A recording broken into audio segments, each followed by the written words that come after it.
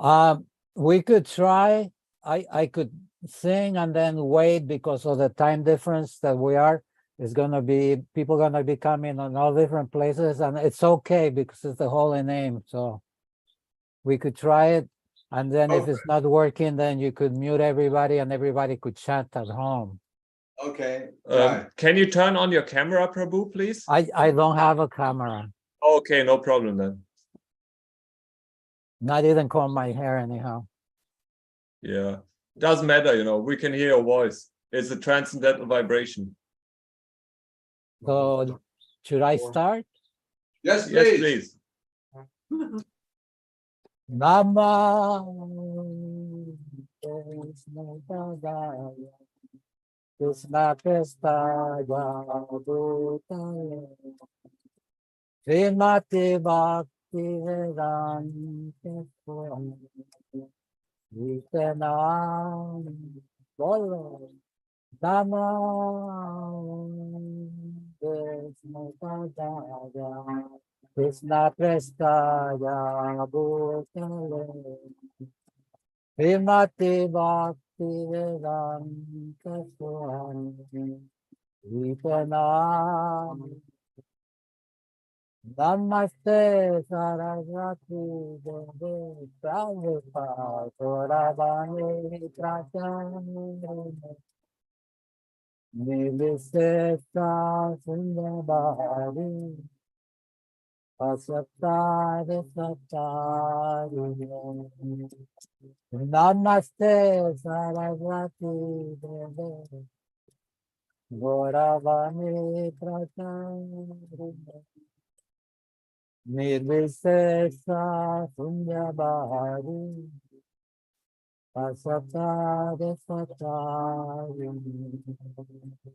Jaya Sri Krishna Chaitanya Prabhu Nityananda Nityananda Yadata Radha Vivasari Jaya Sri Krishna Chaitanya Prabhu Nityananda Sri Advaita Radha Vivasari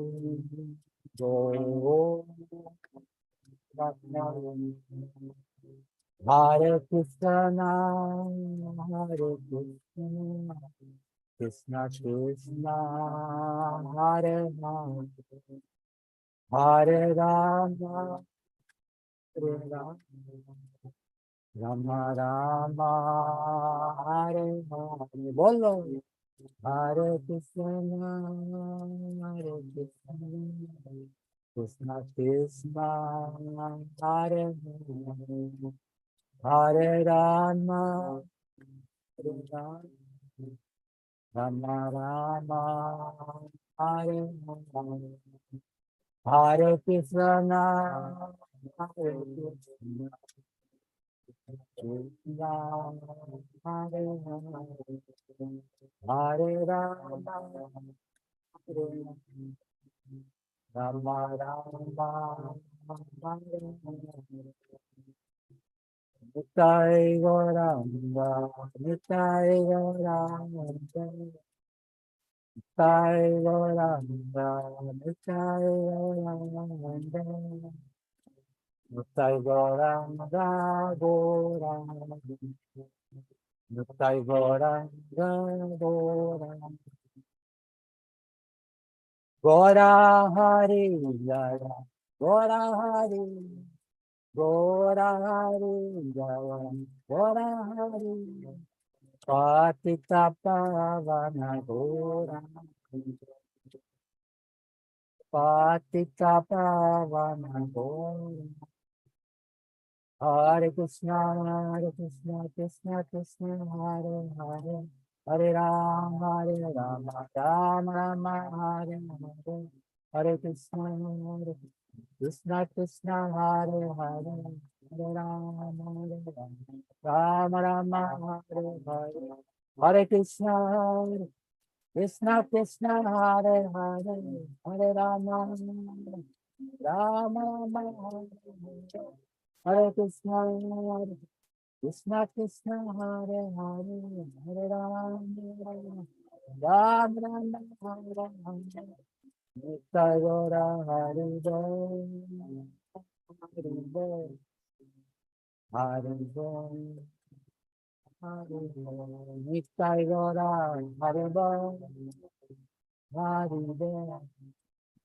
Hare Bol Hare Bol Jaya Jaya Prabhupada Prabhupada Prabhupada Prabhupada Jaya Jaya Prabhupada Prabhupada Prabhupada Patita Pavana Sila Prabhupada Patita Pavana Sila Prabhupada Jaya Prabhupada Jaya Prabhupada Jaya Prabhupada Jaya Prabhupada Patita Pavana Sila Prabhupada Patita Pavana Sila Prabhupada Sila Prabhupada ki jai. All glories to all the assembled the bodies of the Lord. Hare Krishna. Hare Krishna. Hare Krishna. Welcome once again. Your camera is- That's okay.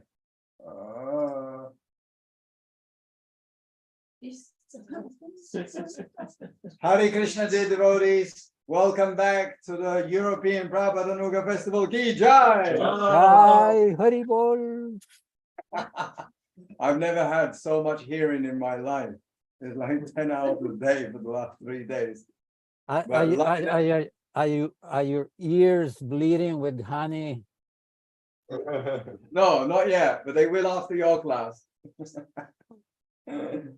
To be honest, I don't know anything about Jnanaspriya Prabhu, except that he's a very old, well, physically old. I mean, old means senior devotee of Prabhupada and lives in Hawaii. So, like everyone, me included, first of all, I would love to hear more about you, Prabhu. Well, this is about Prabhupada, but since you asked, then I'm obliged to fulfill your desire. I joined in 1971 in Vancouver, British Columbia. The first temple I went to, it was in a little house, and the altar was Bhakti magazines covered with a madras, an Indian cloth, and on top of that there was a poster of Gornitai, and those were the Murtis. It was a long room, and they had a piece of masking tape on front of the altar from one side of the wall to the other wall. So anyhow, first time in the temple, I walked in, and I sat on the altar side of the masking tape, and then the pujari came and told me, "Excuse me, you cannot sit on this side of the tape. You have to sit on the other side of the tape. This is the altar area." And I thought it was interesting, but I was humble, and I said, "Okay, yeah, I'll move to the other side of the tape." I thought, wow, this is strange. So anyhow, that was my very, very first experience at the temple. But then the kirtan started, and the devotees were jumping up and down. There were maybe 10 devotees. They were jumping up and down, and they were sweating, and they had their eyes closed, and they had their hands up. And I saw that, and I thought, I don't know what they're feeling. I don't know where they got it from, but I don't care. I want that. I want to have that. Whatever that emotion that they're experiencing, I want to experience that. So that was my first wish. So next day they asked me to they say, could you come? They asked me, what do you do? And I used to work as a cook. They said, could you come and help cook the Sunday feast, my first day at the temple? And they say, bring some unsalted butter. So I went and I took the butter, and there I am, second day in the temple, in the kitchen, melting butter, and somebody's teaching me how to make halava. So I'm making this halava. And Nirupama was the temple president. Bahudak was the temple president. She came, introduced herself, and she asked me who I was. And she said, so what kind of work do you do? And I said, I work at a topless restaurant. I'm a cook at a topless restaurant. And her eyes opened so wide, and all the devotees in the kitchen looked at me. And it was a little embarrassing, but then they recover, and so I carry on, and I made the halava. And that was my first day at the temple. Then breakfast came. I'm half German, half Mexican, born in Mexico. I went to Canada when I was 19, and I joined the temple when I was 22. So breakfast comes, and they come out this plate, and it looked like pinto beans, and that's all there was. So the temple was very poor. This is before big distribution got big. So they start serving this whatever. I thought it was pinto beans. No, but it was boiled raisins. And that was it. That was the breakfast. There was nothing else. It was boiled raisins. So we had the boiled raisins, and we were happy. And it was so simple. It was so plain, but the devotees were so united. Whenever you went to a temple, and when Prabhupada was physically present on this planet, you could go to any temple, and it's like you walk into your family's home. There was no enmity. There was no my or yours. It was all Prabhupada's, and we were all trying to serve to the best that we could in whatever capacity we had to serve at the time. So that's my story. And then I heard that Prabhupada is coming to Los Angeles. I'm at the Vancouver temple. I heard Prabhupada is coming to Los Angeles. And I've been reading Prabhupada's books. And I got Krishna book, was my first book. There were devotees. I lived right downtown in Vancouver, like in the business area. One of the busiest little streets. I had a little apartment above an Indian boutique. And there's the biggest public library in the state, half a block. And the devotees were there always distributing books. So that's where I went and met the devotees, and it was a very cold night. And I said, would you like to come to my house to have a cup of warm tea and warm up? And they said, yes, we would love that. So they came into my house. And like I said, there was an Indian boutique underneath my house. And they had a pile of Krishna posters, maybe 1,000. And my wife picked up 3 posters. She picked Radha Krishna, Gopal Krishna, and Lord Shiva. We didn't know who was who. So we had Radha Krishna in the living room, Krishna with the deer, Govinda, in the kitchen, and for some reason we put Lord Shiva in the bathroom on the door. So when the devotees came in and they saw the posters, they were amazed, because at that time nobody knew where to get posters. And they go, wow, where do you get those? And I go, downstairs. They're only $1, and they're the full-size poster. So obviously they went and they bought quite a few, and they put them all over the temple, and they were so happy to have these posters. So they invited me to come to the temple, and that's when I went to the temple, as I told in the beginning. And so I heard Prabhupada is coming to Los Angeles, and I've been reading his books, and I really wanted to meet Prabhupada. I said, this is the most important thing in my life, to meet this person. because as soon as I opened that book, Hmm. I felt something that I never felt in my life, never. And Jai Prabhupada. Jai. this everybody here could bear testimony to this, that the first time you pick one of Prabhupada's books in your life and you start reading that book, Prabhupada came into your heart right there, right there. Jai. There's no going back. Even if you want to, we could become demons, meat eaters, whatever. You must. We could be the lowest, we could become the lowest of the low, but what? We've been in touch, with a pure devotee of the Lord.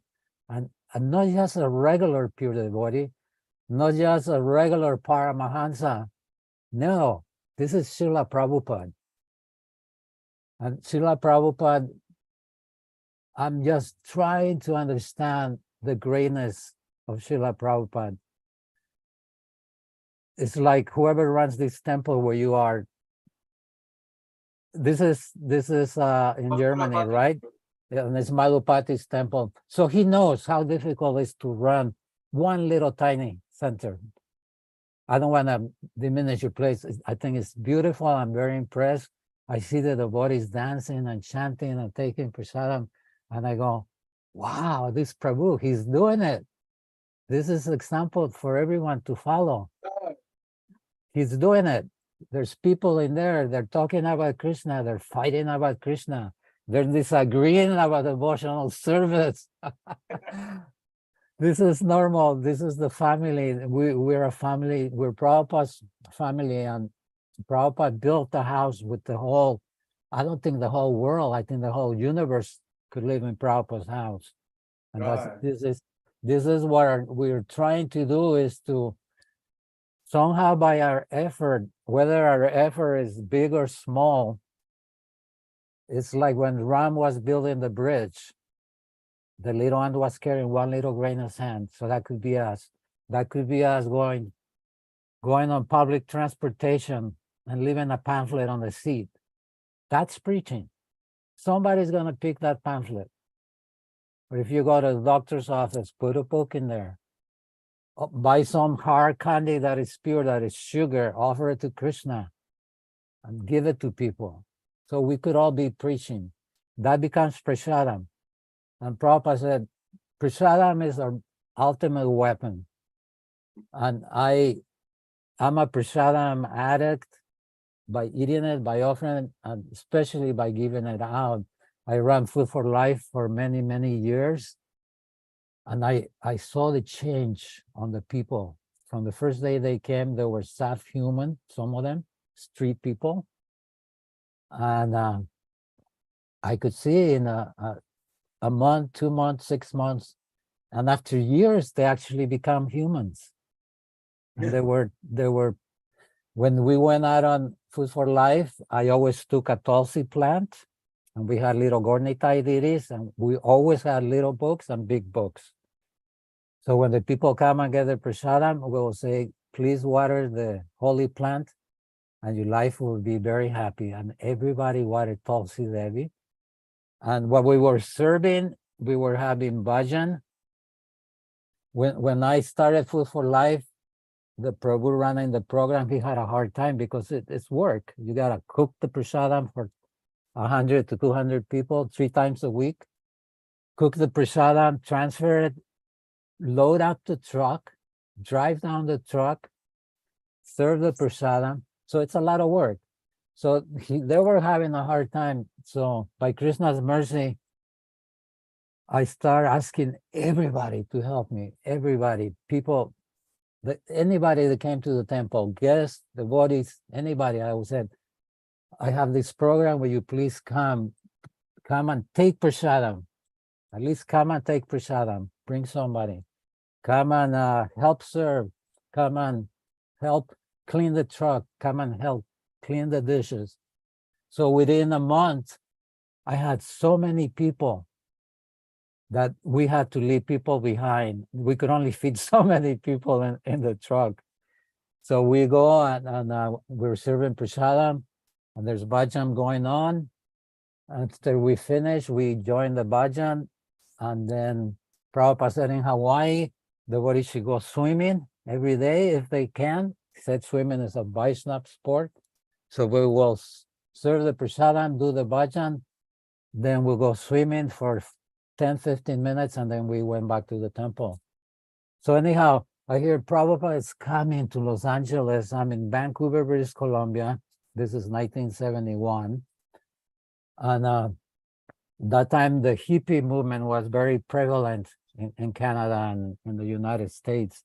So it was quite difficult for any person that wasn't regular to get across the border without having sufficient money or proof that you had enough money to go wherever you were going and do whatever you were doing. So I ran to I don't have no money. I asked my temple president, I said, Bhagavad Prabhu, I heard Srila Prabhupada is coming to Los Angeles in 2 days, and I would like to go. I want to meet this person that wrote these books. And he said, if you want to please Srila Prabhupada, you stay here and you do their service, and that's how you please Srila Prabhupada. So me being a rascal by nature, I folded my hands and I said, Jai Prabhu. So as soon as he left, I ran upstairs to the Brahmachari ashram, and I didn't pick any extra clothes. I just grabbed my coat and my little bag, no money. I had ID, and I started hitchhiking to the border. I got to the border and I said, Krishna, I know that this is impossible. If you want to help me, please help me. So the border guards, they start laughing when they see me because I'm dressed as the body, shaved head, tilak. And they had this code, they call the bodies Mormons for some reason. And one guard told the other one, oh, look, looks like we have a Mormon coming here. And they start laughing. And they didn't even ask me for my ID. They just waved me through. They just said, go ahead. And usually they ask you, where you going, what are you going to do, or who you going to be with, whatever. So there I am. I hitchhiked from the Canadian border to the border of Washington State and Oregon. And from there to Los Angeles, it's we're about maybe 1,600 kilometers. So I slept the night there. I got up in the morning. I got 1,600 kilometers to travel. Prabhupada is coming to Los Angeles, 4 o'clock. And I'm praying to Krishna. And I'm 1,600 kilometers. And I have, this is 6, maybe 5 in the morning. So I have like 11 hours. So first car that comes by is a brand new Corvette, and as an Air Force pilot, I get on this car and he has all of these gadgets on his dashboard. And I said, wow, what's all this stuff on your dashboard? And he said, oh, they're detectors to see where the policemen are given speeding tickets. He said, so I could go very fast and never get a ticket. So I smiled big time. So this Air Force pilot is driving this brand new Corvette at least 100 miles per hour, which is 160 kilometers per hour, most of the time, and up to 120 miles. So long story short, we get to Los Angeles like 3:30, which is amazing. This is a miracle. He drops me half a block from the temple. I run to the temple. I ran into the Brahmachari ashram. They had, on those days, they had bins, and the clothes was all communal. There were dhotis and kurtas on these bins. So you throw your dirty clothes on one corner and pick out of the bin, you pick a shirt, a dhoti. So I shower, put on dhoti, put on tilak, down the stairs. And there's an alleyway in Los Angeles where Prabhupada's car used to pull over, and Prabhupada's car is just pulling over. And there's petals showering from the ceiling of the building, just like on the movie when you see the big king coming, there's petals coming down. a lot of petals. And the door opens and Prabhupada comes out and smiles with a big Prabhupada smile. And if anybody that had the opportunity to see Prabhupada smile, you lost track of time, place, identity. It's like you were in that moment and Prabhupada smiling and you're there. So you're being blessed by Prabhupada's smile and he's giving you all benediction. Even if you were 30 meters away, Prabhupada's prayer is universal. But if you were that close to a pure devotee of the Lord and he smiled and you saw that, your whole life at that point is fulfilled. That's the way I felt anyhow. And his smile was titanic. His smile was universal. His smile was like so big. So Prabhupada was there in LA for, I think 4 months that time. And he was giving class every day. We will go to the morning class and Prabhupada will give evening class. And the class were so amazing. Prabhupada will make eye contact with each and every person in that room. Even for a part of a second, but Prabhupada will look right into your eyes. And anybody that went to one of Prabhupada's class will affirm that this happened. And everybody thought, oh, I'm going to ask this question. Oh, I'm going to ask that question. And Prabhupada answered everybody's question during his class. He knew what everybody was thinking, and he will answer to everybody's satisfaction. And we were also blessed to be there, just to hear Srila Prabhupada talk, to see the expressions on his face. In one occasion, Prabhupada, he's giving class, and he said, there's something on Krishna's eye. He's sitting like maybe 10 meters from the Vyasa-san to the altar. And so the Pujari went and looked real close, and they were embarrassed to say, but Prabhupada, I don't see anything. And Prabhupada said, look, and Prabhupada told me specifically where to look. And they used to put these eyelashes on the deities, and a little tiny speckle of the eyelash was on Krishna's eye. And Prabhupada could see it from 30 meters. And they found it and they took it, and Prabhupada said, ah. So this is just the type of pastimes that we had with Srila Prabhupada in LA. Prabhupada used to go on his garden to chant japa and talk to people. Above the garden, there was a prasadam room on the second floor. And we were all go up there. We weren't allowed to go in the garden unless you were invited. So from the prasadam room, there was a long window, and we all line up on that window to look at Prabhupada, just to look at him. And Prabhupada would occasionally look up and see us. And he didn't say anything, but he told Karander, which was like the GBC, he said, it's nice that they're interested in looking at me, but I'd rather not have that. So they put paper on the windows, but they allow us to make little tiny holes in the paper. So we could see Prabhupada in the garden from these windows, and he wouldn't be disturbed. So this was another pastime that was very, very sweet. And Prabhupada will go out on the morning walk every day at the same time, and they go to different places. And I wanted to touch Prabhupada's feet, which it was something you did not do. You did not go and touch Prabhupada's feet. Never. So I kept on asking, how could I touch Prabhupada's feet? This one devotee told me. In the morning when Prabhupada comes, he had a routine. He came out of his door and he walked on the left side of the temple, and then he went to the first altar and offered obeisance to Gornitai.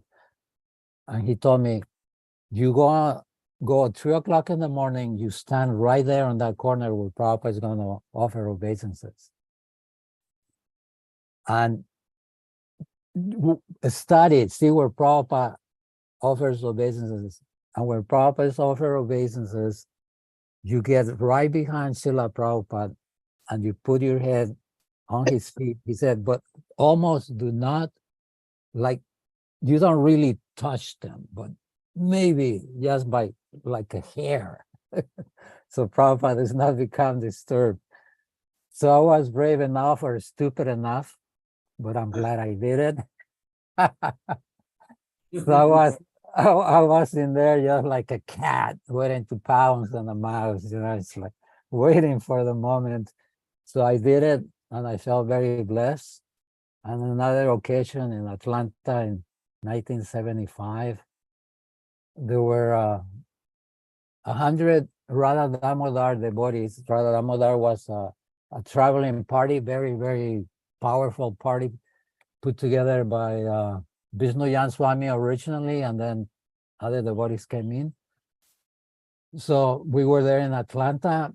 There's 100 brand new brahmacharis. They're all freshly shaven, brand new clothes. Each one of them had a rose. And the first brahmachari went during Guru Puja and offered Prabhupada his rose. And by Krishna's mercy, or by Prabhupada's inspiration, whatever, he touched Prabhupada's feet. He offered the flower and he touched Prabhupada's feet. So what happened? The next devotee did it. So that day, everybody that was there got to go to Prabhupada, offer a flower, and touch his feet. He had socks, so I felt, okay, well, I'll take it.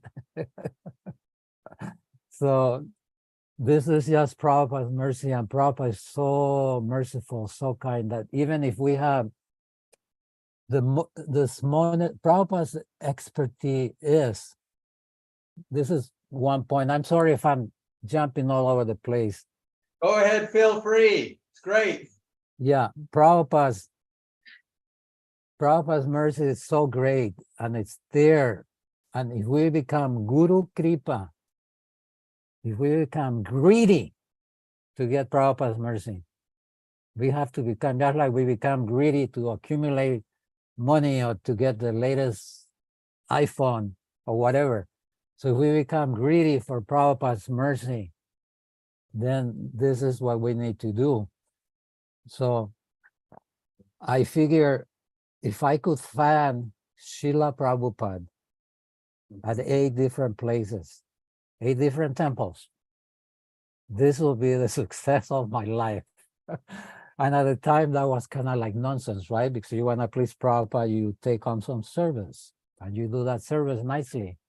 So I decided my service is to find Srila Prabhupada at 8 temples. And I was on my way to India, so Prabhupada was on a tour in the US. So again, I inquire, how could I fan Srila Prabhupada? And different devotees told me different things, like go very early, stand. Because on those days, only the big men, the GBC temple presidents, then the next grade of devotees were around the Vyasa-san.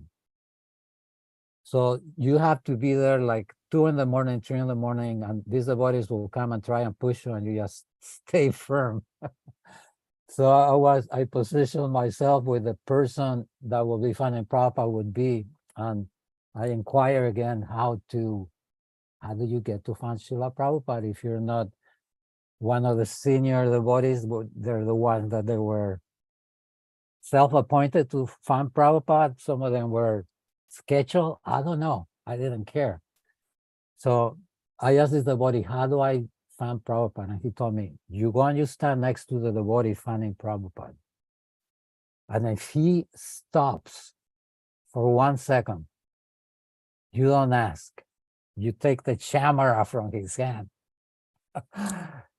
So there I am again, like an eagle, and this is the body finding Prabhupada, and a fly landed on his nose.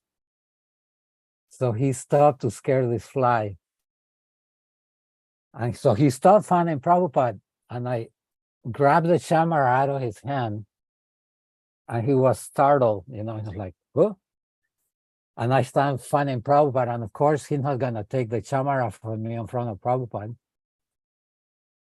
So I got to find Srila Prabhupada like that. The first time I had to do that. And the other times, Krishna was kind enough, so I was at the right time, at the right place. One example, we were in the following Srila Prabhupada. I thought, so I'm in the Mayani temple, Coconut Grove. Prabhupada is, the whole back of the temple is dirt. There is no grass, only dirt. So the temple president has the bright idea that I need to do something so that the bodies don't sit on the dirt. So with his supreme intelligence, he decided we're gonna go to the municipal dump and we're gonna collect. Are you hearing me okay? Yeah, Yes. fine. Yeah. We're gonna collect dry leaves and we're gonna put dry leaves over the dirt.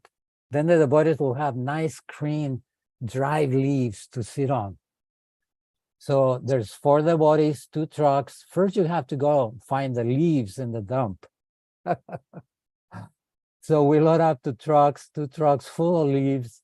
We go back to the temple, we spread these leaves, like 8 people, 4 hours maybe.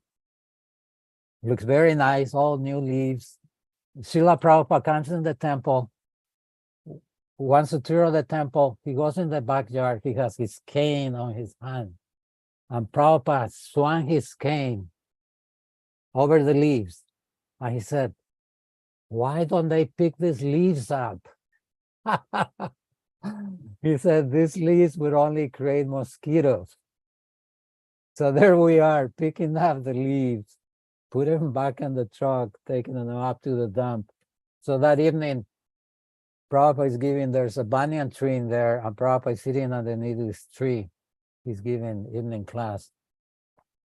And there I am, finding Srila Prabhupada.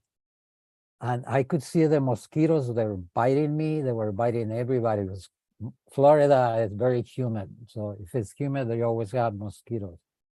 So I could see the mosquitoes coming about 15 centimeters from Srila Prabhupada, and they'll stop and turn around and go bite somebody else. And Srila Prabhupada, yeah. Srila Prabhupada said on this occasion, this one of the many occasions, he said, these mosquitoes in America, they have respect. He said, in India, no respect. Ja, sie ist so keine Ahnung. No. So there's this Rastafarian type, there's this Rastafarian type character in the audience, and he very proudly gets up and says, I hear Lord Shiva smokes ganja. And Prabhupada smiled real big. And Prabhupada said, yes, he smokes ganja. He said, but he also drank the ocean of poison. Okay, he says, if you could go and drink an ocean of poison, then okay, then you may. And then another person got up, and he was a follower of Guru Nanak, Sikh. And Prabhupada said that the Sikhs, actually, they're friends of the devotees. They protected the Vaishnavas in India during the invasions. So Prabhupada, when Prabhupada was asked about any guru, Prabhupada will never waste 1 second. Prabhupada will just, instead of commenting, Prabhupada will say, I don't know who that is.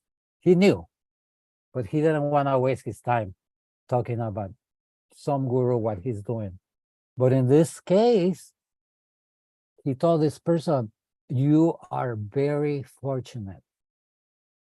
And he said, and you should follow and you should put to practice what you have learned.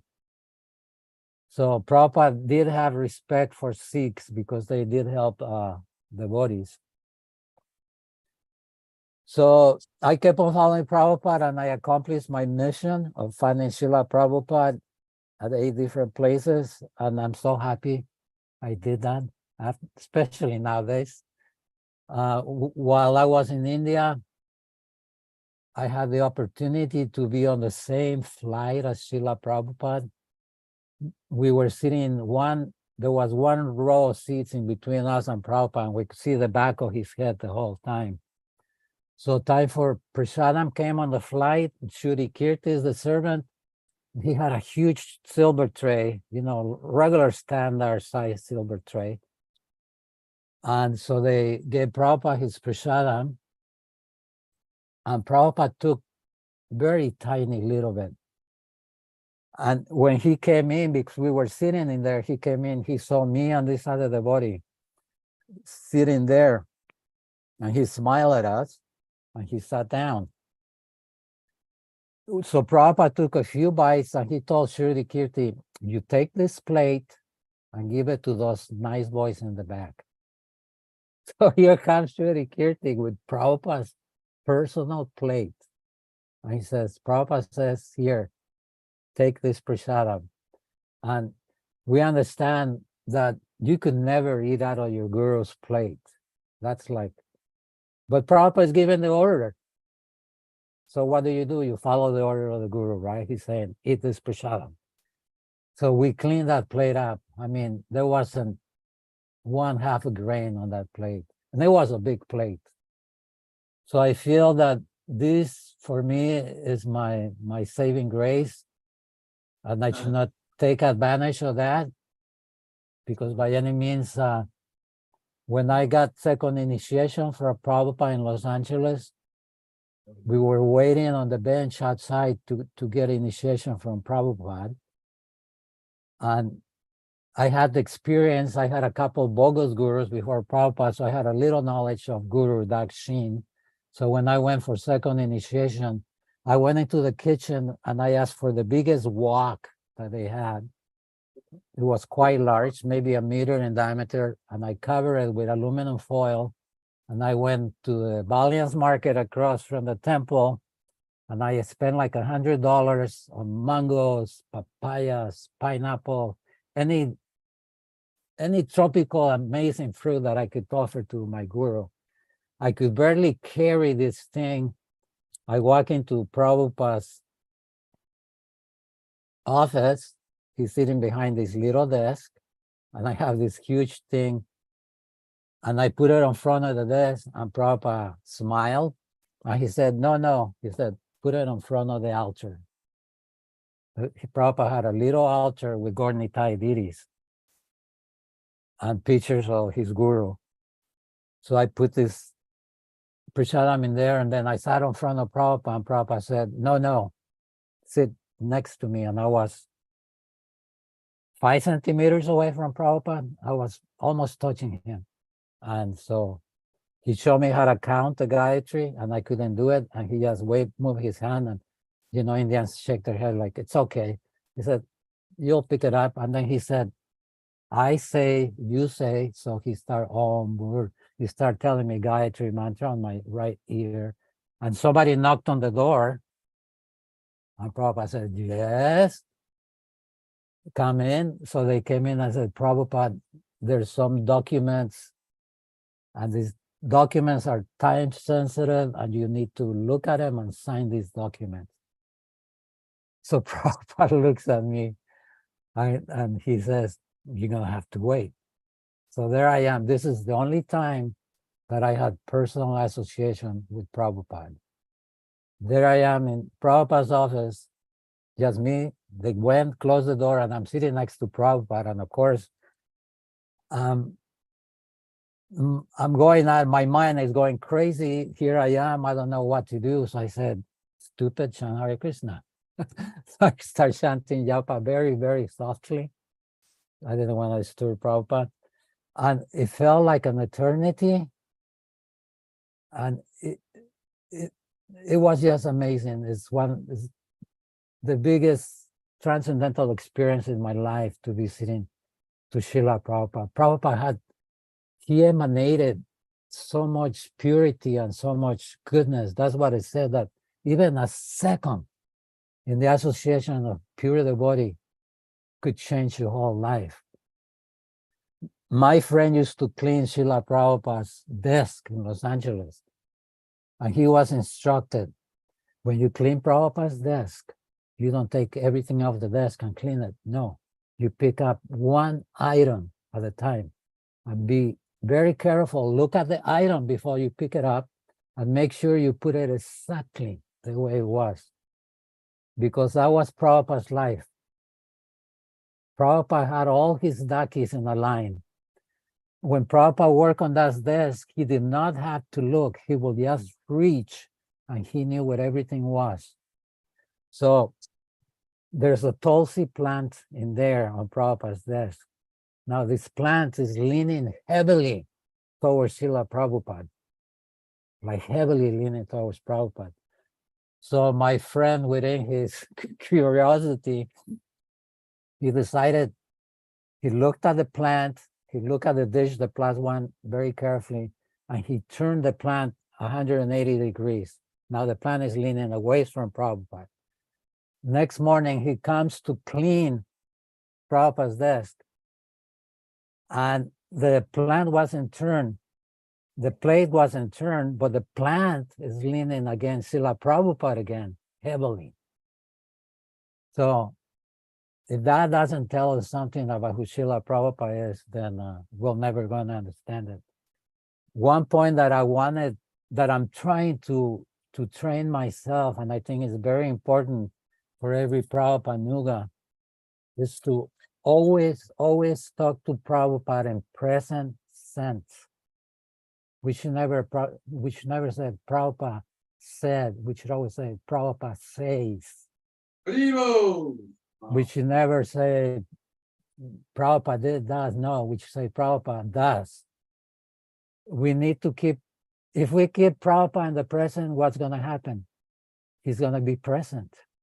And if we keep Prabhupada in the past, he's gonna remain in the past. So this is one thing that I'm trying to train my mind, and I have made some progress, but I still have work to do. So I highly recommend to everybody to practice on this one, because if we keep Prabhupada in the present, he will be on the present.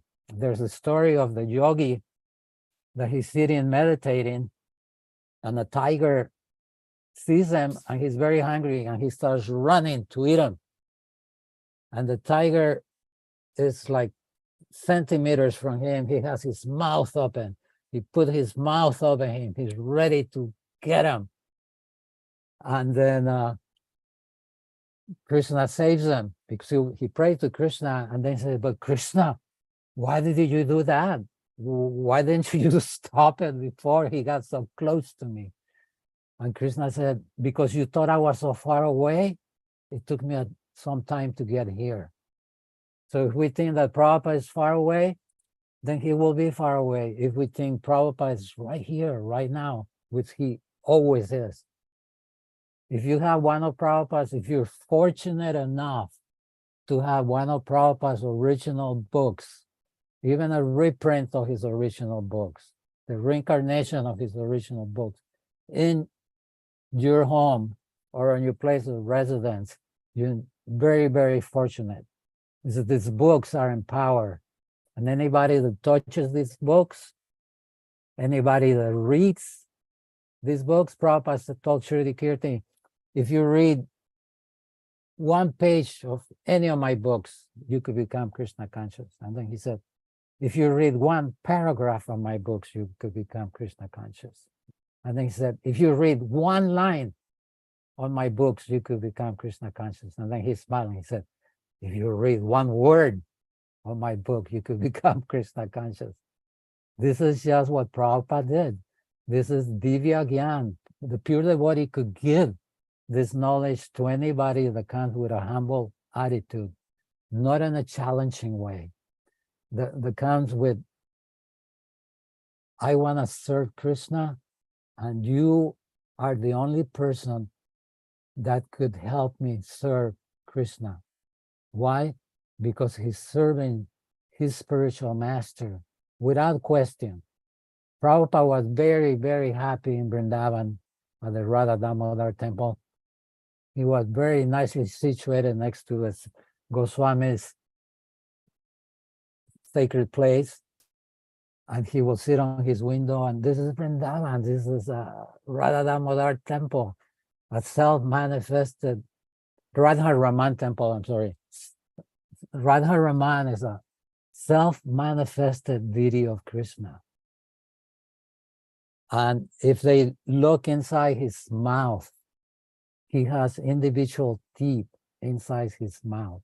And this is impossible, as far as I know, for any carver to do this. So Prabhupada is sitting in Vrindavan very happily, but his order gave him the spiritual master that when you're ready, you have to do this. This is your mission. And you have to go and preach to the Western world.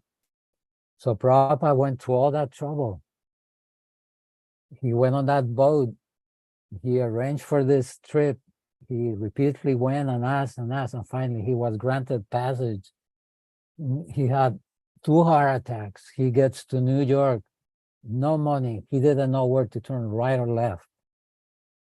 He went to so much trouble having to leave, not on the same floor, not on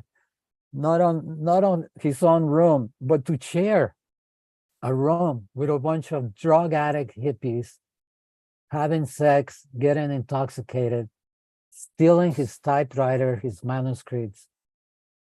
He went to so much trouble for us. So the least we could do is pick one of these books every day, touch the book, read one word, read one paragraph, read one chapter. And if we do that, and if we chant 16 rounds a day, as long as we're chanting 16 rounds a day, that's our contract with Srila Prabhupada. If you're chanting 16 rounds a day and you be in the body following the basic instructions, then Krishna, Prabhupada says that Krishna is forced to protect you from falling down. So this is our insurance.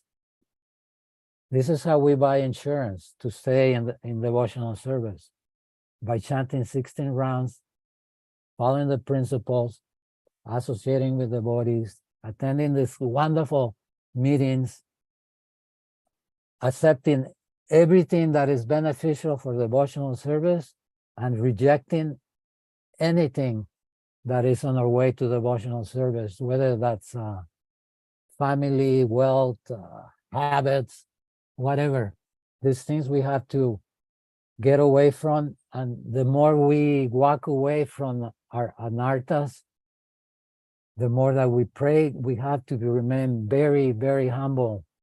The minute that I think I'm situated very nicely, I'm chanting my rounds, I'm doing my service, I'm attending classes, that we should never be satisfied with our spiritual status or condition. We should always think, Tridara Pisu Nichina, I'm not even the most fallen, I'm just a fallen person. One person in Los Angeles went to Prabhupada and said, Srila Prabhupada, I'm the most fallen disciple. And Prabhupada just smiled and he said, you're not the most anything. Because if you're the most fallen, if you're the most fallen, then you're somebody, right? I'm the most fallen, you know. Hey. Most fallen, yeah. So Prabhupada Something goes sad. He said, you're not the most fallen of anything. And then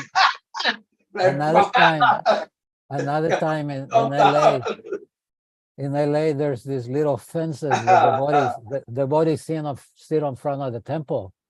And Prabhupada used to come out occasionally and just walk around the neighborhood, go to the apartments, Sometimes Yeah. he'll go into somebody's apartment out of the blue. And so there's Prabhupada walking on the sidewalk, and there's this little kind of fences made out of brick where the bodies used to sit. And there's this body sitting in there. He's just sitting in there, just shooting the breeze. And Prabhupada sees him and he says, "Why are you not chanting Hare Krishna?" And he said, "Oh, Srila Prabhupada, I finished my rounds." And Prabhupada just looked right into his eyes and he said, "If you think you're finished chanting Hare Krishna, then you are finished."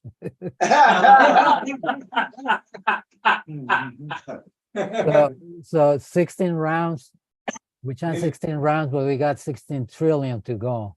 That should be the mentality. That this is our quota. This is our daily donation to our guru, is to give him these mantras. And that's how I was able enough and lucky enough to ask Srila Prabhupada one question. And this happened in 1975 when we were in Atlanta. When I touched Prabhupada's feet, I said, "Srila Prabhupada, how could we please you the most?" And of course, the Sankirtan, the whole temple is full of Sankirtan devotees. So they all got real excited because they thought, of course, Prabhupada is going to say by distributing my books, which he did in many occasions. And Prabhupada didn't take long. And he said very nicely, he closed his eyes and he said, "By loving Krishna." So this is how we please Prabhupada. It's not one particular kind of service. It's simply by loving Krishna. And how do we show that love to Krishna? By treating our God brothers as Prabhus and thinking, I'm nothing. I'm so amazed that, and I do try to think like that. I'm amazed people put up with me. You know, I visit the ISKCON temple. I stop there to go to the bathroom. It's in town, and I stop, and the temple president is very nice, and I know him for many, many years, and I don't attend the programs, not even the festivals, which is kind of like, it's hard, but I understand. So he asked me, "Will you please come and give the Sunday lecture?"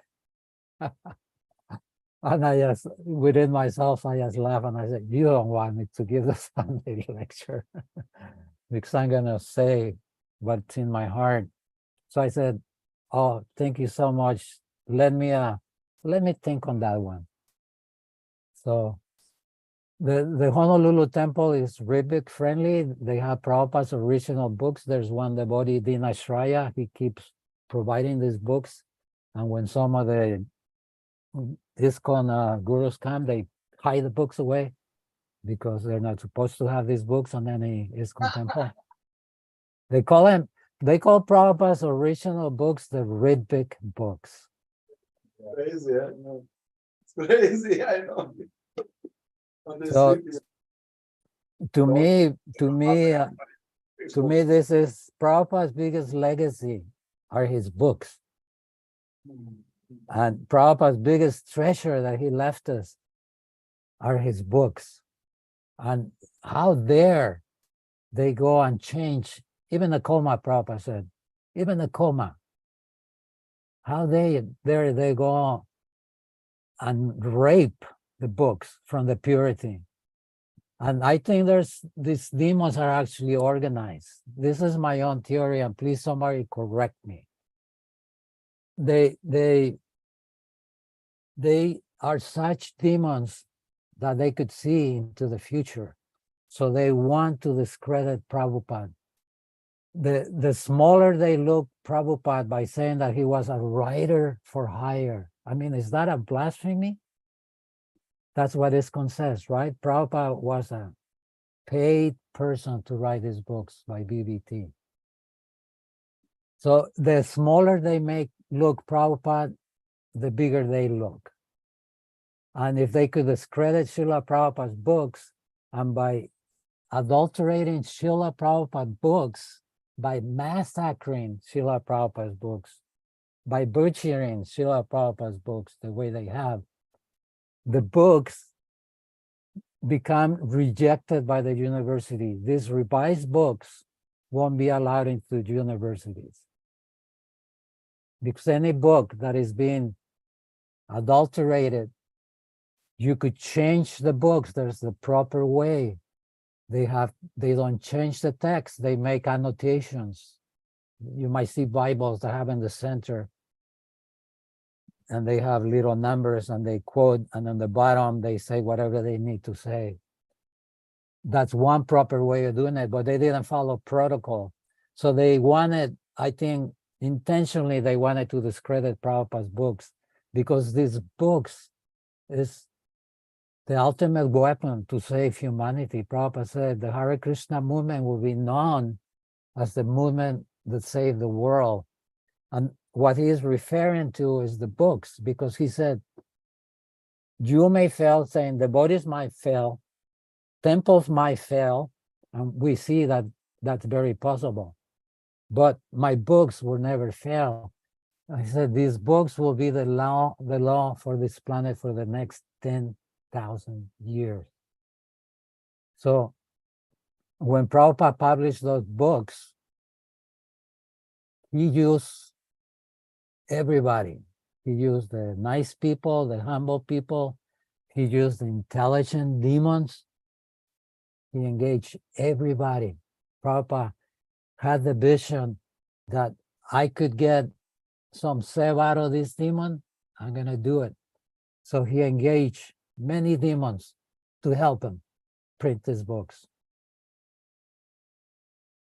And he knew there were demons and he didn't care, because his mission, he knew he had a very short window of time, because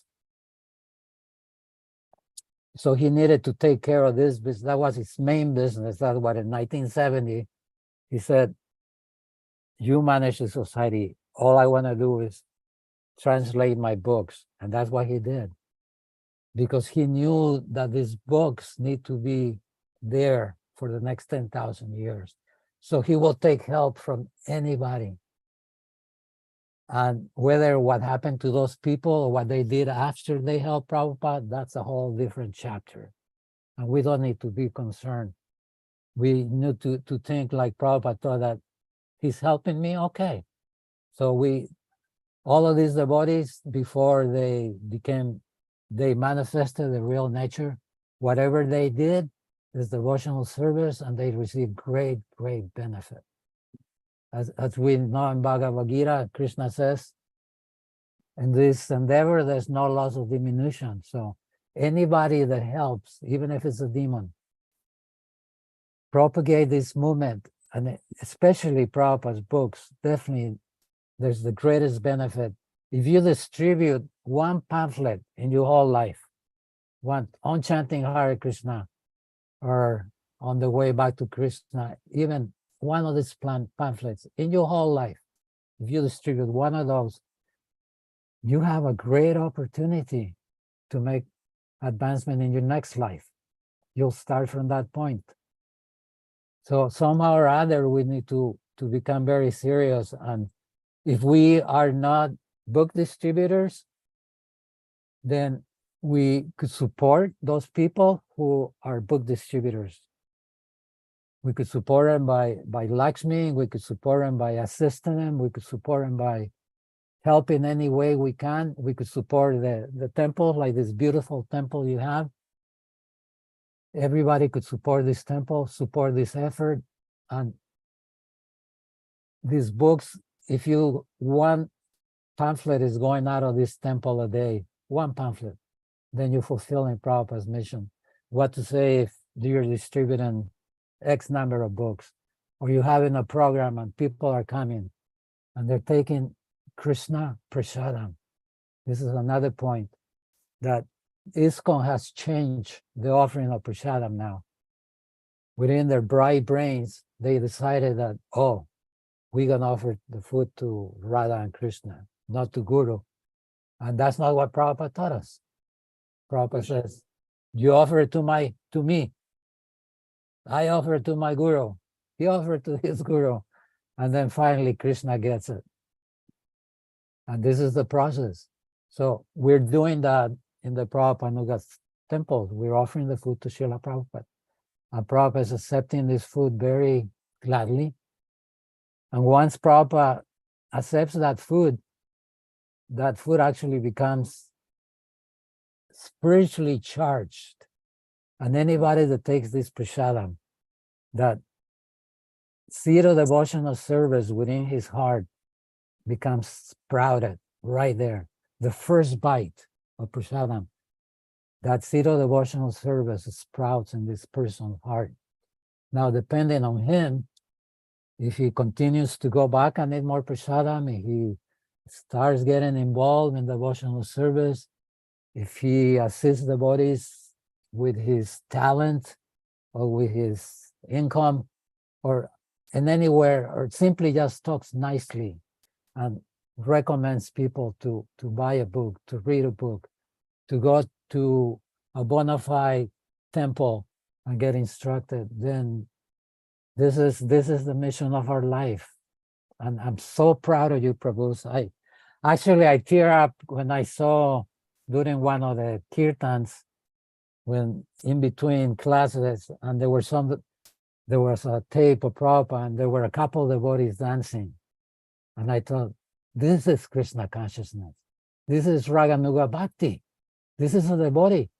He hears the Maha Mantra, and he feels the ecstasy, and he is expressing it by dancing, without care, not caring who anybody thinks.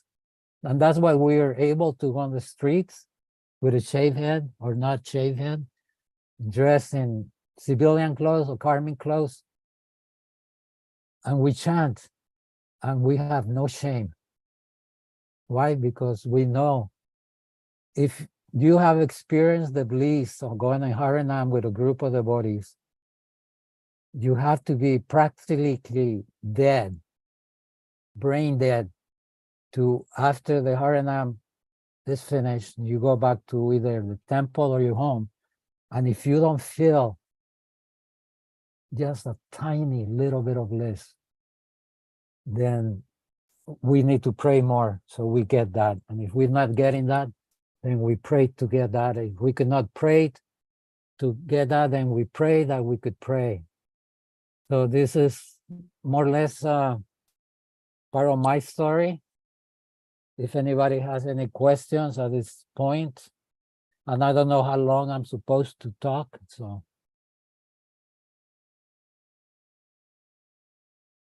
Jnanaspriya, Prabhu, can you hear me? Yes. No problem. Leave it. No problem. Yeah, I got a question actually. Do you know much about how Prabhupada, well, do you know much about exchanges between Prabhupada and Siddha Sarup Prabhu? Yes. Okay. Actually, I like to associate with as many groups, that as I can. Like I'm so happy that I get to meet you, Prabhu, and I'm very excited. It's really enlivening to see what you're doing there. You're a real good example. So what I wanted to ask you, Siddha Swarupananda, wait, can I ask you a specific question? Yes, I'm about to talk about Siddha Swarupananda. No. Well, I have a specific question about him actually. Okay. That's my interest anyway. I have a specific interest because for me, the only example in history, Prabhupada's history, where Prabhupada actually dealt with somebody, one of his disciples who became a Diksha Guru and was taken disciple. So I'm specifically interested in how did Prabhupada deal with him, relate to him, during that time and after that time? How did Prabhupada? Srila Prabhupada told him, you have your disciples, you could keep your disciples, you could be their guru. That's up to you. But he was smart enough, and he told his disciples, he said, I am surrendering to A.C. Bhaktivedanta Swami Prabhupada, he says. And I recommend that all of you do the same thing, take initiation from him. So he knew who Prabhupada was. He understood that. So practically all his disciples, I think, I said the great majority became Prabhupada disciples, and they were very, very fired up, very nice devotees. I had the chance to associate with some of them, and they were very, very nice. And then Sila Swarup is, he's a very colorful character. So he had his own way and own ideas, and he did not want to deal with the politics of ISKCON. He just couldn't get along with the GBC. The GBC didn't like him. Last time I saw him, 1975 in Mayapur, he was out on the field. He was wearing some colorful red golden border dhoti sari, I don't know. And he was twirling a stick, like the cowherd men practices stick twirling. And while the GBC and the temple president meetings were going on. So that was his reaction. So, and Prabhupada actually gave him the blessings. Prabhupada actually gave him the blessings. So Prabhupada actually allowed him to be a Diksha Guru in his presence. Yeah. And he's the original Krishna West. Ah. They don't wear dhotis, maybe the pujaris at the temple. They wear neck beads. They don't have, most of them don't have sikas. Some have kind of like hidden sikas. They don't chant Hare Krishna in public, never. They chant Haribo and Nitai Gaur and Jai Govinda, Jai Gopala. And they don't want to be confused with ISKCON. And now we don't blame him, right? Who wants to be lumped up with so-called fake ISKCON, as we understand? So Prabhupada did give him the blessings, yes. His mistake, one mistake, only see one mistake with him, that he took the name Jagat Guru Prabhupada. And Prabhupada did the same thing. There's a funny story with that regards, that his god brothers, they had a meeting. All of Srila Prabhupada's god brothers had a meeting, and they took the vow of none of them will take the title Bhaktivedanta or Prabhupada. Actually, the title Prabhupada, not Bhaktivedanta, I'm sorry, Prabhupada. But Prabhupada wasn't in that meeting. Prabhupada wasn't invited to that meeting. And Prabhupada had instruction to go and do his preaching straight from his guru. And as we know the story of Govinda Dasi, people used to call her Govinda Ji. And Prabhupada commented, this Ji is kind of like diminutive. It's kind of like, not nice, he said, to address somebody with Ji. So Govinda Dasi being, which she is I know Govinda Dasi very, very well. She was my neighbor for 20 years. So Govinda said, but then why do we call you Swami Ji? And Prabhupada said, oh, that's not very important. And Govinda Dasi insisted, no, that is very important. So please tell us, what should we call you? And Prabhupada thought about it, and he said, Guru Maharaj, Guru Deva. And lastly, he said, Prabhupada. And then Govinda Dasi said, which one of these names is the most appropriate for you? And Prabhupada thought for a minute, and he said, Prabhupada. So Govinda Dasi tells Prabhupada, this is Prabhupada's initiation ceremony by Govinda Dasi. Govinda Dasi is a very, very special servant of Srila Prabhupada. So Govinda Dasi said, from now on, we will call you Srila Prabhupada. So she got on the phone and started calling all the temples. And he said, Swamiji has told us that we could call him Srila Prabhupada. So because Prabhupada never attended this reunion with his god brothers, he could take that title. He never said, no, I will not take this title. And that was the biggest complaint they had when Prabhupada went back to India the first time with his group of white elephants and with the title of Prabhupada. His god brothers didn't like that, you know, because they felt this Prabhupada title should be reserved for Bhaktisiddhanta. So Prabhupada admitted later on, he said on a moment, there's an audio to this fact. And Prabhupada said, in a moment of weakness, I said that, but I think that's just his humble attitude. Because we know, even if you don't know, simply just look what he did in 11 years. He created a worldwide confederation with hundreds of temples, dozens of farms, dozens of restaurants, millions of books distributed. And whether that's being managed or mismanaged, that's a whole different subject that we talked a little bit about earlier. But that's what he did. And he could do all that. And it says that each disciple should do 10 times what his spiritual master did.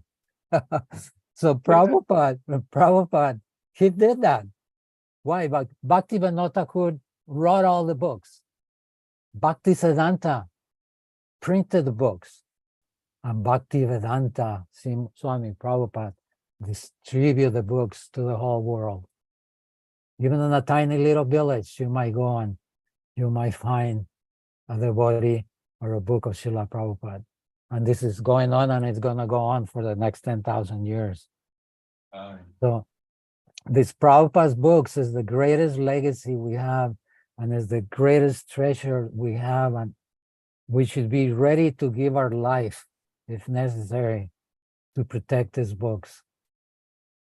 Because this is the ultimate weapon against Maya and against this sinister movement. Because why? If you compile all the places where Prabhupada warned us about this sinister movement within, and who could be an initiating guru, the preponderance of the evidence is that only Srila Prabhupada qualifies to be the guru. And anybody is stupid enough or silly enough or is in such delusion, then he has to do it the proper way.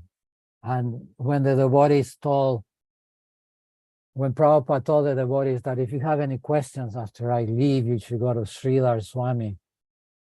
So they went to Sridhar Swami and they said, could we become gurus?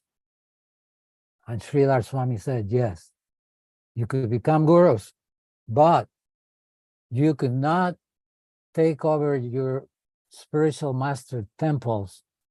You have to start your own mat. Each of those persons should start their own movement and by their own effort, go and make their own disciples. So what do? They became the Sonyal Acharyas. And if you do not cooperate, if you ask any questions about these personalities, immediately you were asked to be quiet or face the consequence. And the consequence was that you were excommunicated from the community. And I don't know what percentage of the bodies, but a great percentage of the bodies became disillusioned and couldn't deal with these personalities sitting on these Vyasasanas. You imagine it's like you, Prabhus, you have a god brother, right? We all have god brothers. And he's your friend. Okay. And then tomorrow, now he's supposed to be worshipped. He wants to be worshipped on the same level of Prabhupada. I mean, who's going to subscribe to that? That's what happened. And those who we didn't agree, then immediately we were pushed to the side. And the rest is history. And now, thanks to great devotees like Nimai Pandit and other devotees, we see that there's something going on. There's legal cases going on. And there's I think wherever there's Krishna and wherever there's Arjuna, Hanuman is on the flag, there will be victory. So I think we will be victorious somehow or other. We have to have faith and we have to pray to Krishna. And in the meantime, all of this stuff doesn't really matter. What it matters is that order of Prabhupada to love Krishna is the most important thing, and it's what pleases Srila Prabhupada the most. So if we want to please Srila Prabhupada, then we have to awaken that love of Krishna in our heart to the best of our ability, and that's by watering the plant of bhakti with the holy names as purely as possible. We need to start learning how to chant these names of Krishna. Prabhupada says, listen, just when you chant Hare Krishna, the mind is going to be talking. So don't listen to what the mind is saying. Listen to the holy name. And if we listen to the holy name, then the holy name will take over. And it takes a lot of practice. And somehow or other, we have to make progress every day. That I'm going to practice. There's a funny tape, what Indra Prabhu says, talking about chanting 16 rounds, and he talks, the last of your rounds, you should chant it like you're going to die that day. And the last 10 beats of that round, you feel like you're dying. And the last few beats, you know you're dying. And so what you're going to do, you're going to pray to Krishna with all your mind, with all your heart.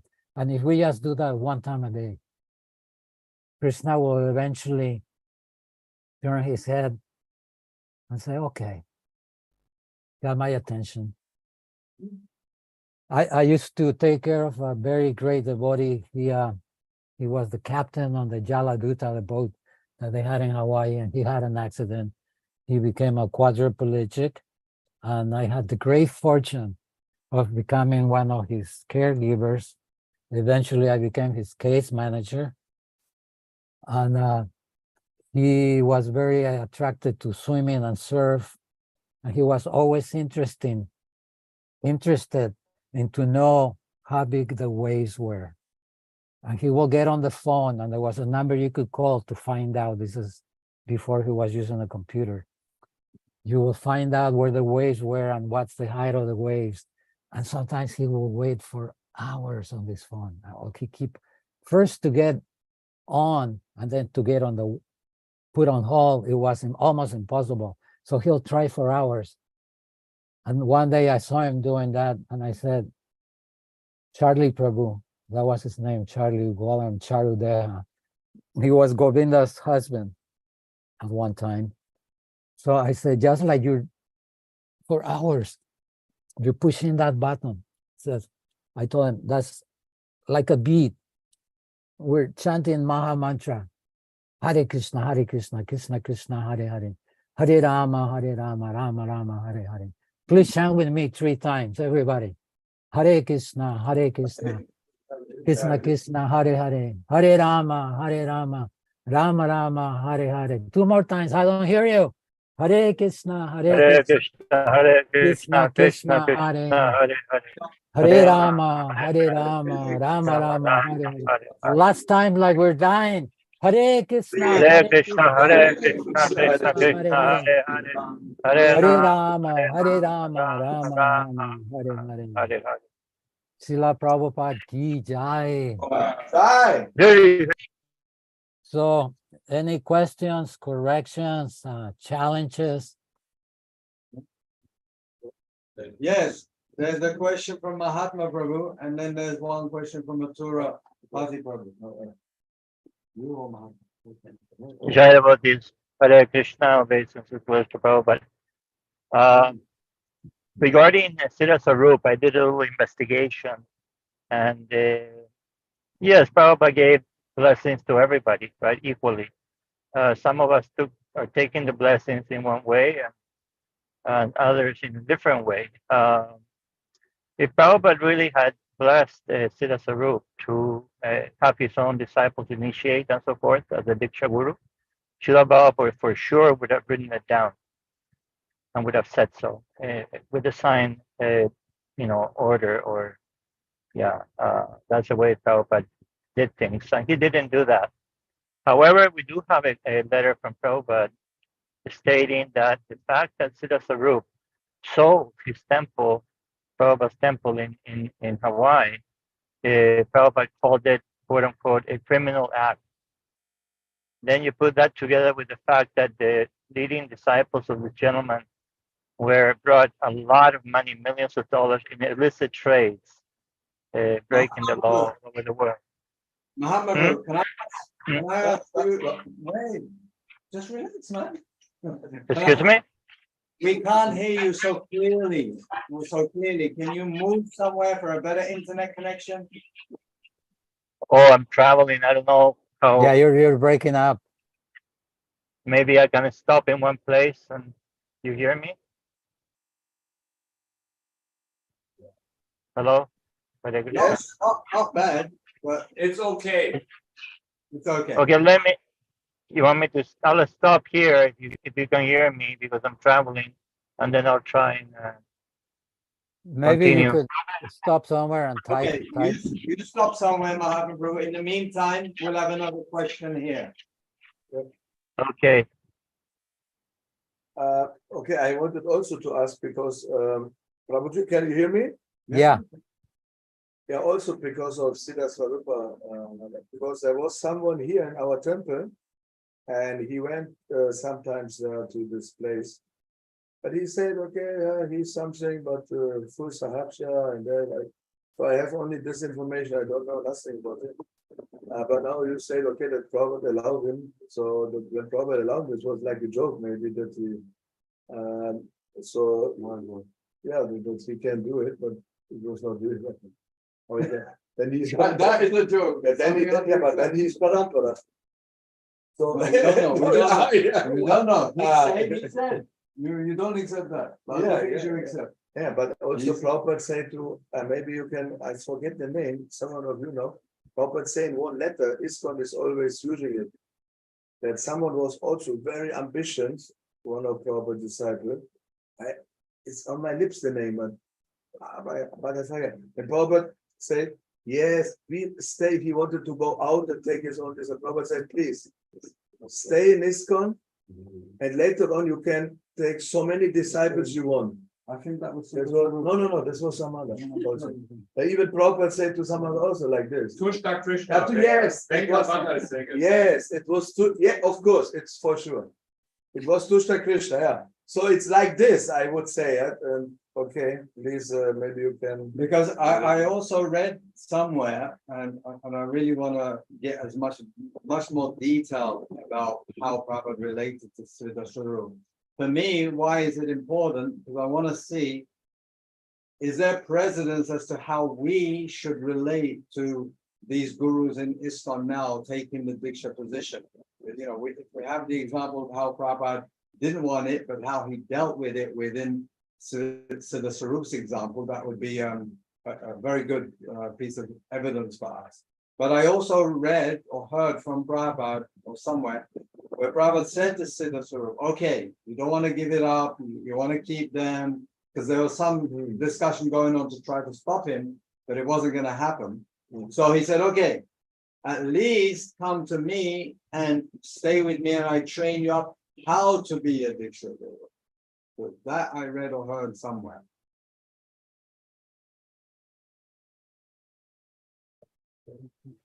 Can you hear me now? Yes. Just 1 minute, Mahatma Prabhu, we're just waiting for a response from Prabhuji. Yeah. Can Yeah, I think at best we could put a question mark on whether it's one way or the other. I know that the disciples that he already had, Prabhupada told him he could keep those disciples. They were already his disciples. He didn't have to initiate them. And then the ones that wanted initiation after that, that's a good question. That's a question mark.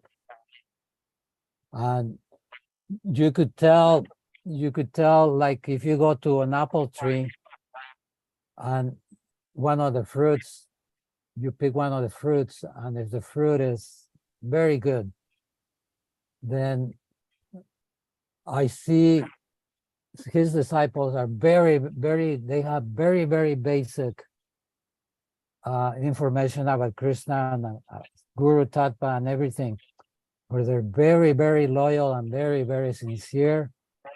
They chant Hare Krishna, they only read Prabhupada's books, and they worship Prabhupada. Thank you, Prabhu. Yeah, okay, if I may, since the reception seems to be better now. Absolutely. Yeah, Prabhupada gave his blessings to everybody, but some of us are trying to take the blessings and other people are doing their own thing.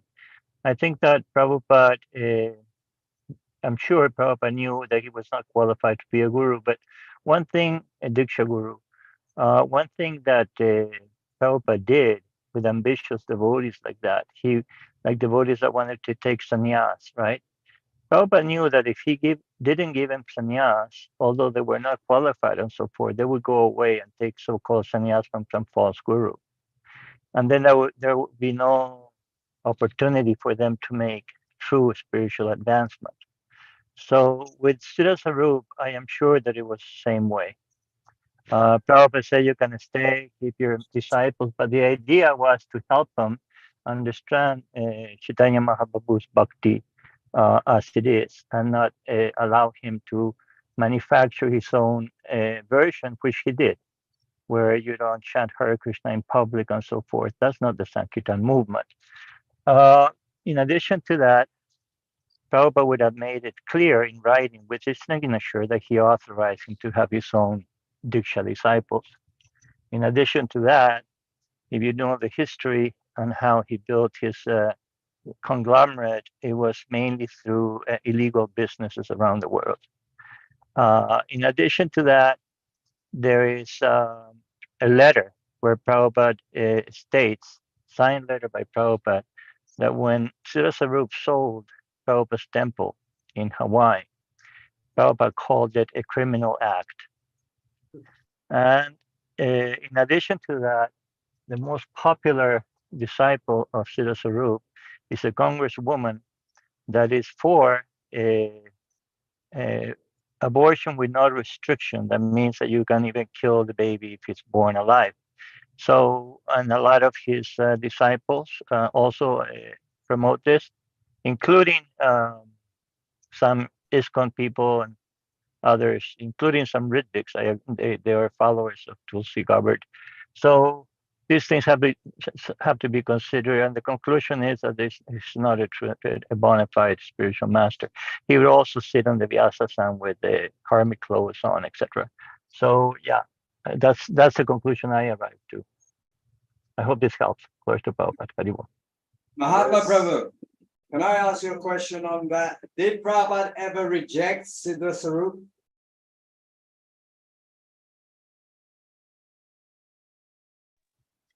Of course not, but Siddha Sarup rejected Prabhupada.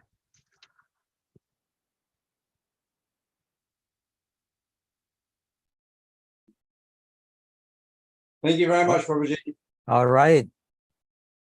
Yeah. Yeah, there's we could see that we could find discrepancies on so many things, and this is what keeps us apart.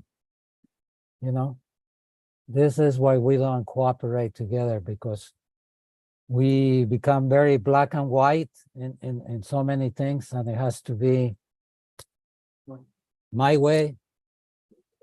So I'm more of the mind that let's concentrate on the parts that we agree on how to push on this movement, how to preserve Srila Prabhupada's legacy on his books, That's the most important thing, and especially how our sadhana bhakti progresses every day, even if it's a tiny little bit. And we need to pray to Krishna to help us with those things. And we always, Prabhupada like Western devotees. Why? Because they're innovative. They wanna, Prabhupada says, changing disease. They wanna improve everything. Luckily enough, Prabhupada gave us instruction that you do not need to improve any of what I have given you. Simply follow it, protect it, and your life will be successful. So we need to find the things that we agree on. We could go on millions of years saying who's qualified, who's not qualified. Let's judge by the acts of the persons, right? They might be, like I said, Prabhupada engaged. If Ravana would have come to help, offer himself to help Prabhupada print his books, this is my question to you, everybody. What do you think Prabhupada would have done with Ravana? You would have engaged him. Jai Haribo! Haribo, we already see that. In your example today, you said something very nice and interesting, which I wasn't going to bring up, but now it's come up.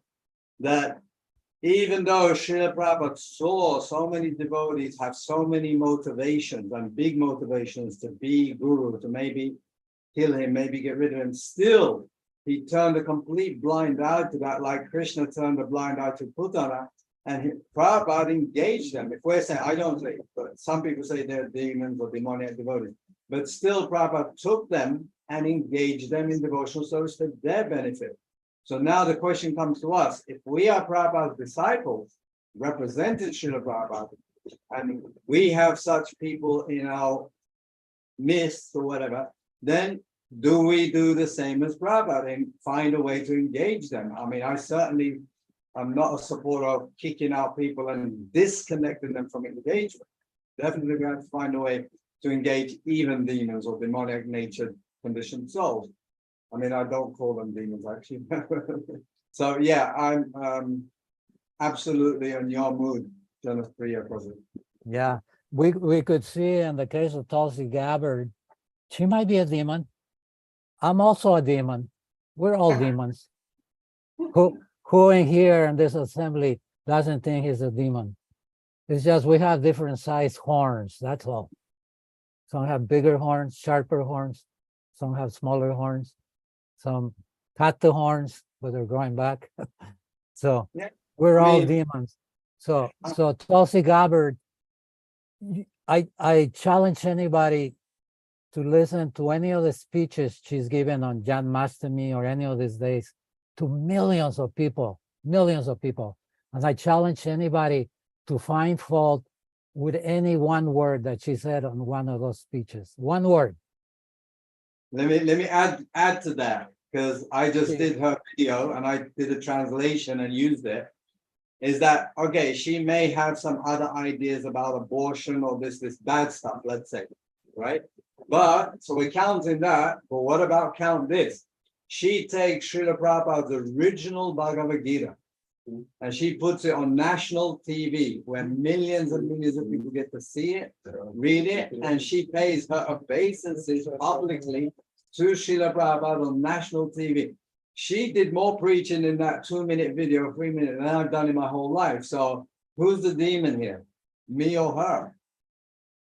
So, you know, let's encourage where they serve Prabhupada. Let's encourage that and their sort of negativity or demoniac nature or whatever. Let's try to help them purify that rather than just reject them because they got demoniac tendencies. Yes. If we had 10 Tulsi Gabbers in government, 10,000 Tulsi Gabbers in government, there'll be a significant change, even if they're demons. Yeah. Absolutely. Yeah, I agree with you, probably.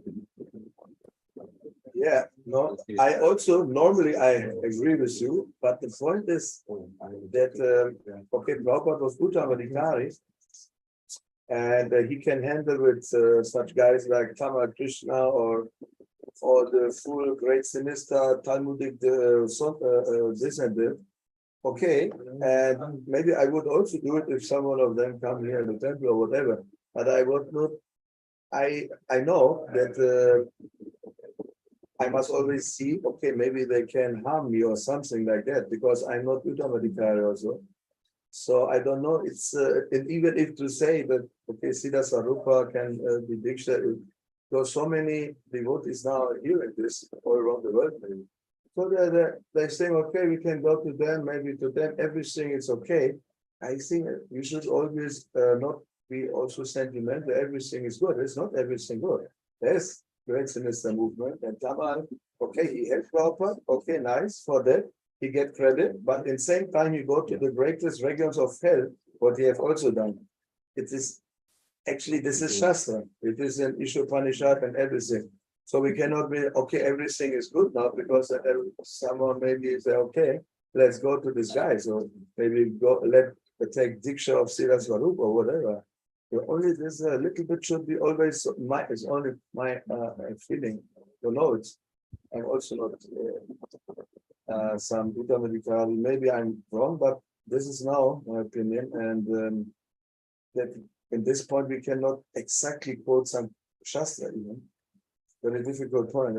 It can be some different opinion, yes, but it should, be cautious, Cautious. Yeah, that But nobody. I totally, And also Siddha Swarupa and we get Diksha from him. I totally agree with you 100%, Prabhu. 100%. Thank you, Prabhu. Thank you, unmuted. Okay, yeah. But ultimately, that love of Godhead in our heart it has nothing to do with anybody else but us.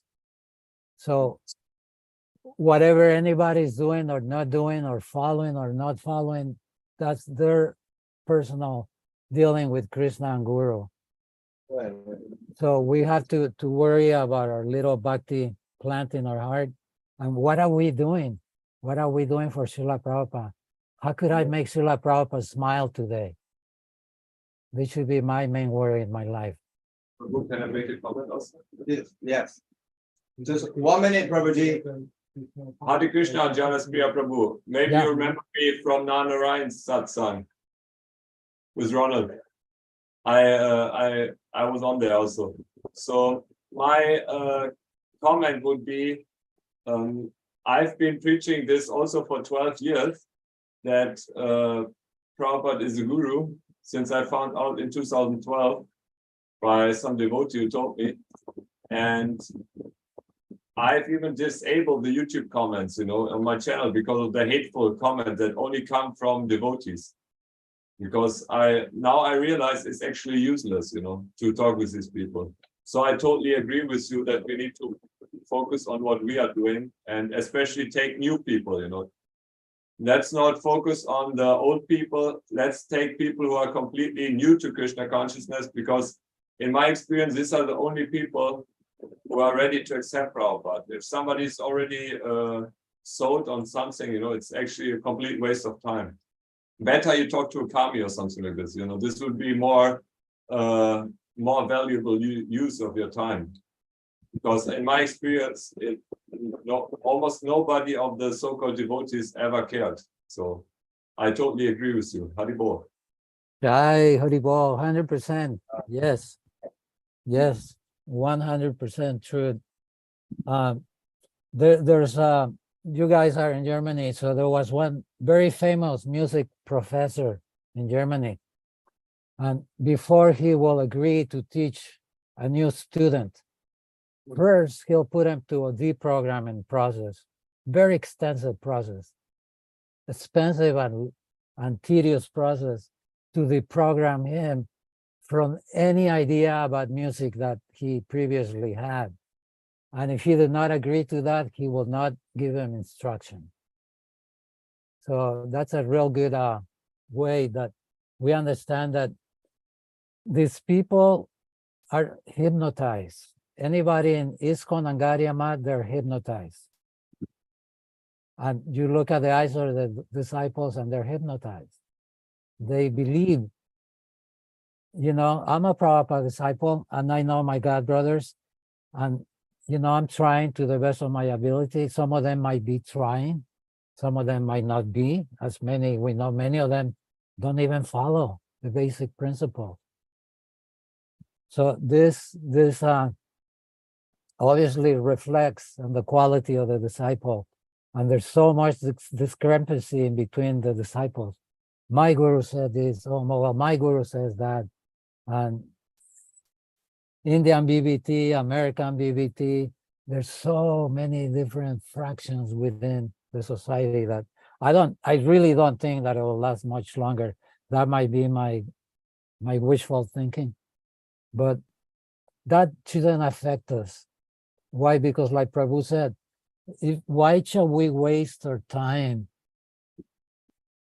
1 second with somebody that first we have to make him understand Guru Tattva, which is very deep and very difficult. I'm very neophyte basic on Guru Tattva, but I understand Prabhupada is the only Guru, and that's all that matters. Prabhupada is the only Guru, and I don't care about the rest. I was lucky enough that 1975, 2 years before Prabhupada left the planet, I was at the San Diego temple, and there was a hanging bridge, and the devotees used to go and chant japa on this canyon with a long hanging bridge. And I was chanting japa one day there, and this feeling came over me, and I said, I understood that I don't care what happens in the future. This politics always been there. I don't care what happens. Krishna is my God. Bhagavad Gita is my book. Srila Prabhupada is my guru. What else do I need? What else do I need? That's good. So when Prabhu, that's like the three pillars of Krishna consciousness. In Yeah. Islam, there are 5 pillars of Islam, so we could call this the 3 pillars of Krishna consciousness. yeah, if we have these 3 things in our life, then do you think Prabhupada is going to be angry at me for thinking like that? No. Krishna is going to be mad at me?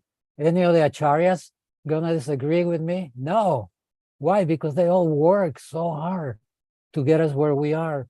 And Prabhupada said, if there's one moon, which means one devotee that understands what I'm saying, he feels that his mission was successful.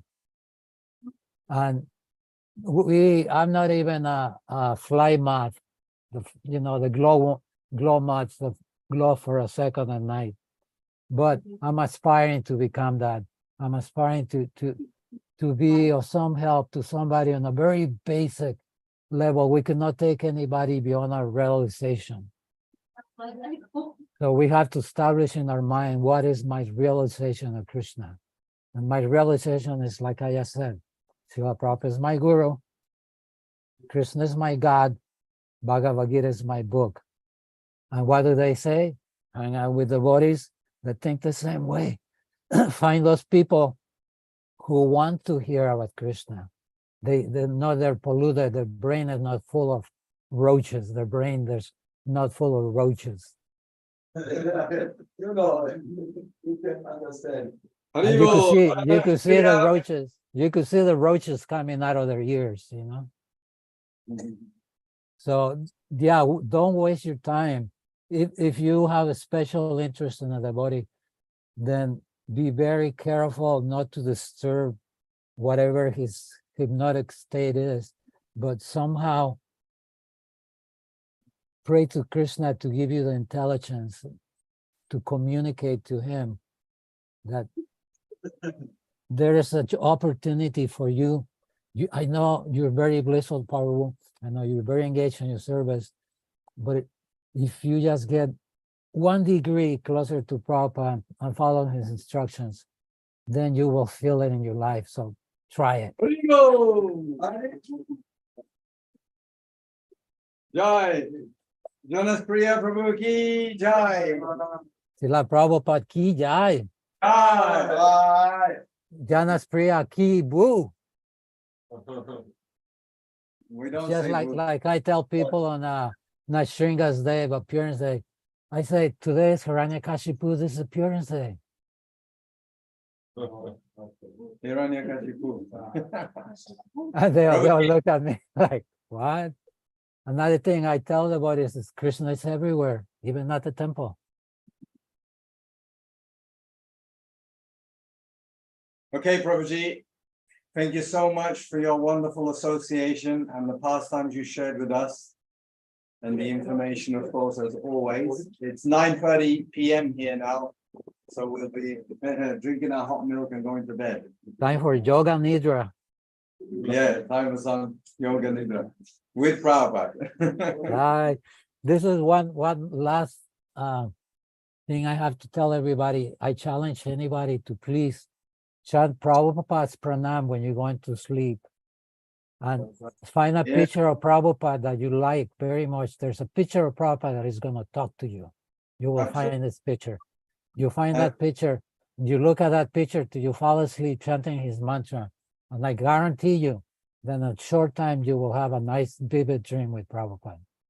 Yeah, and before you go, Prabhuji, just 10 hours later, you're giving us class again. You know that, right? No. Yeah, you're booked in for tomorrow morning. Oh, How okay. did that happen? Well, that's what I thought when you thought I was next. I went like, I thought it's like later on. I thought it was tonight at 8 o'clock.